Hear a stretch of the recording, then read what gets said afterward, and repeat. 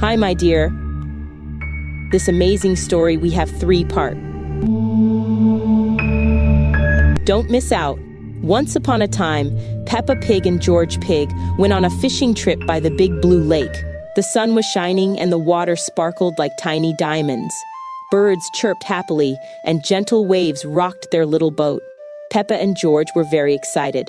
Peppa held her fishing rod and said, "I hope we catch a big fish today, George." George clapped his hands and giggled, "Dinosaur fish."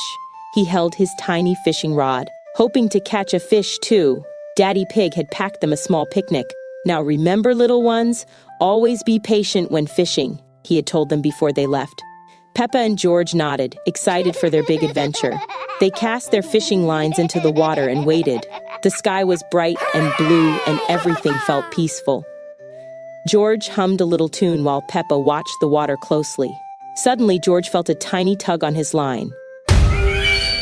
"Peppa, Peppa, fish!" he squealed. Peppa helped George pull up his fishing line, but when they looked, there was no fish, just an old boot. "Oh dear," Peppa giggled. "George, I think you caught a boot fish." They both laughed and tossed the boot back into the water. But just as Peppa was about to try again, a strong wind blew across the lake. The sky darkened, and the water began to ripple. "What's happening?" Peppa asked, looking around. A strange mist slowly rose from the lake, covering everything in a soft white fog. The air felt colder, and the happy chirping birds had gone silent. Then a spooky voice whispered, "Who dares to fish in my lake?" Peppa and George gasped. They looked around but saw nothing at first.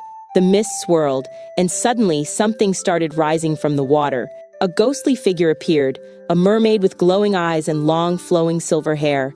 Her tail shimmered with a ghostly glow, and she stared at Peppa and George with an eerie smile. "I am the ghost mermaid," she hissed. "No one is allowed to fish here. Now, I will take you to the bottom of the lake forever." Peppa and George clutched each other in fear. Their boat rocked as the water beneath them swirled faster and faster. What would they do? Please wait for part 2.